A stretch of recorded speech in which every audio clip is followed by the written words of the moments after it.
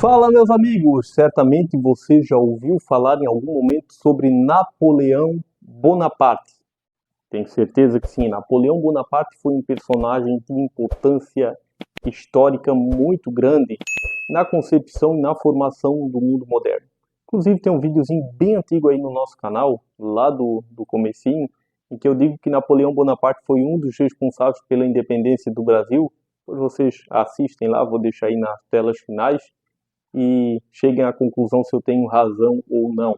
Bom, a Revolução Francesa de 1789 foi um acontecimento tão importante na história da humanidade que os historiadores, ao dividir a história tradicional para estudá-la melhor, dividem a partir de 1789 como sendo idade contemporânea. Tamanha foi a relevância desse feito histórico. O que a Revolução Francesa fez de tão importante? Bom, a Revolução Francesa, ela praticamente acabou com o antigo regime que existia nas monarquias europeias, em que o governante estava acima da lei. A Declaração dos Direitos do Homem e do Cidadão, por exemplo, que vem da Revolução Francesa, em que diz que todos nascem livres e são iguais perante a lei, é basicamente o que está no artigo 5 da Constituição Federal atual do Brasil, que diz que todos são iguais perante a lei. Então, por aí a gente já vai vendo os princípios da Revolução Francesa. Acontece que durante 10 anos, após o início da Revolução Francesa, existia um descontentamento da burguesia com os rumos com que a Revolução Francesa havia tomado. Enquanto isso, existia um jovem militar que aos 24 anos de idade já havia alcançado o posto de general, chamado Napoleão Bonaparte, que comandava com maestria os exércitos franceses em inúmeras campanhas vitoriosas. Em 1797, por exemplo, Bonaparte acabou aí comandando uma brilhante campanha na Itália, subjugando os austríacos e obtendo com a paz de Campo Fórmio importantes vantagens territoriais para a França. Depois ele comandou também uma campanha no Egito, de 1798 a 1799, buscando interceptar a rota comercial da Inglaterra com o Oriente, com a Índia. Bom, diante do sucesso aí que Napoleão Bonaparte obteve, acabou também, além do sucesso militar, acabou obtendo prestígio junto à sociedade. Em 1799, ele foi nomeado cônsul da França, esse período que durou de 1799 a 1804, e esse consulado ele teve como prioridade enfrentar as ameaças externas, reorganizar a economia e a sociedade francesa.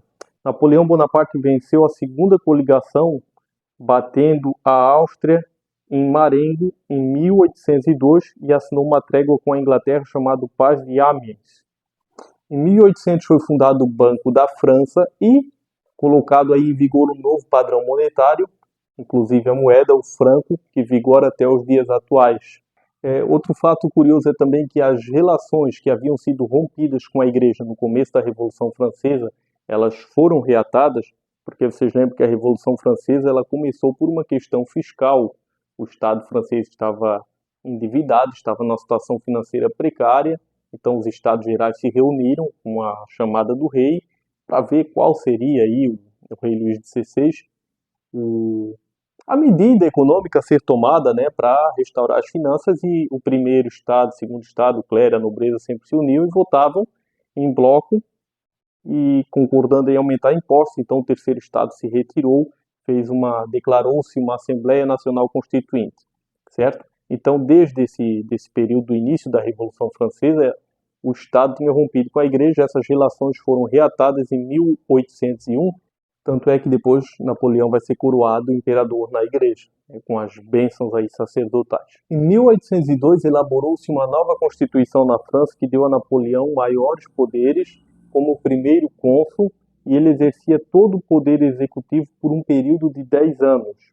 Em 1804 aconteceu algo extremamente importante, foi criado o Código Civil Napoleônico, que era inspirado no direito romano, e ele assegurava as conquistas da burguesia.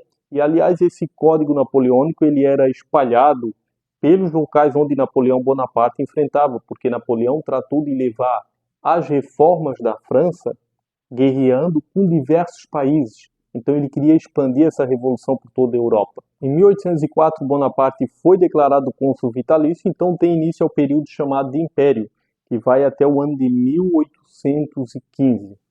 O maior e único possível rival aos planos da França e de Napoleão Bonaparte era a Inglaterra. A Inglaterra tinha uma marinha muito forte, era um país difícil de ser invadido, né, porque o Reino Unido fica numa ilha. Então a Inglaterra tinha um poderio naval que nenhum país conseguia bater no momento. Para frear então o único inimigo possível, o único inimigo à vista, que era a Inglaterra. Napoleão lançou em 1806 o chamado bloqueio continental. Esse bloqueio continental ele proibia na prática os países aliados da França, ou até mesmo os que não eram aliados, de fazer qualquer tipo de comércio, comprar produtos ou vender produtos para a Inglaterra, numa tentativa de isolar a Inglaterra. Aqueles que fizessem o comércio com a Inglaterra desobedecendo essa ordem francesa iriam sofrer represálias, inclusive invasão militar. Foi nesse contexto aí, em 1808, que Portugal, que era quase um dependente econômico e militar da Inglaterra, acabou negociando com a Inglaterra e sofreu a sanção, né, a invasão napoleônica, que fez com que Dom João VI viesse fugido lá de Portugal e parou aqui no Brasil colônia. Em 1808, também Napoleão Bonaparte invadiu a Espanha, que havia desobedecido aí esse acordo, e colocou o José Bonaparte, que era irmão dele, para governar a Espanha.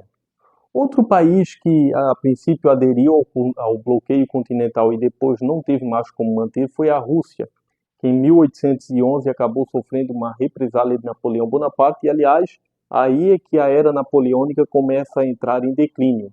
Em 1811, Napoleão montou um exército de mais de 600 mil homens para invadir a Rússia, como represália aí ao comércio que a Rússia mantinha, passou a manter ou voltou a ter com a Inglaterra, e Bonaparte acabou saindo dessa ofensiva com apenas 100 mil soldados.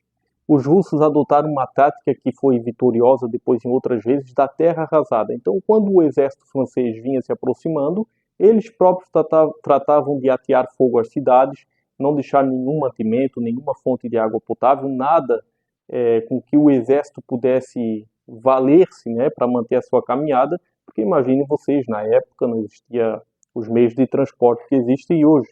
O exército tinha que se reabastecer dos recursos obtidos no próprio país. Então os russos, sabendo disso, adotaram essa tática de terra arrasada. Em 1812, sem abrigo e enfrentando o rigoroso inverno russo, as tropas de Bonaparte iniciaram a retirada, permitindo então aos russos retomar a contraofensiva. Napoleão saiu da Rússia com menos de 100 mil soldados.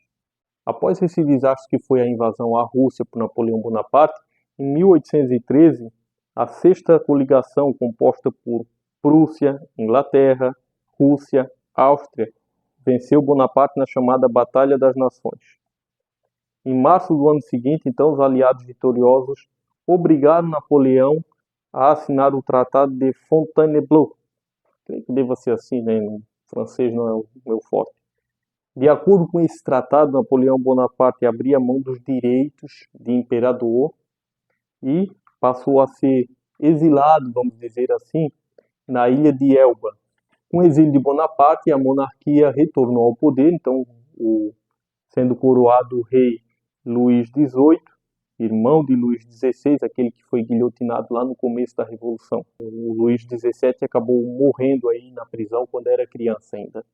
Os Bourbons conseguiram ficar no poder por alguns meses, porque em março de 1815, Napoleão Bonaparte juntou um exército, um pequeno exército, e desembarcou novamente na França, assumindo ou reassumindo o poder. Quando retornou, Napoleão tratou então de tentar uma rápida ofensiva contra a sétima coligação, mas na chamada Batalha de Waterloo, vencida pelo Duque de Wellington da Inglaterra, selou definitivamente a sorte de Napoleão Bonaparte. Dessa vez eles exilaram Napoleão Bonaparte em um lugar mais longe, na ilha de Santa Helena. Napoleão faleceu nessa ilha no dia 5 de maio de 1821. E aí, você sabia esses dados sobre a história de Napoleão Bonaparte? Eu quero agradecer a valiosa audiência de vocês. Um forte abraço. Até a próxima. Tchau!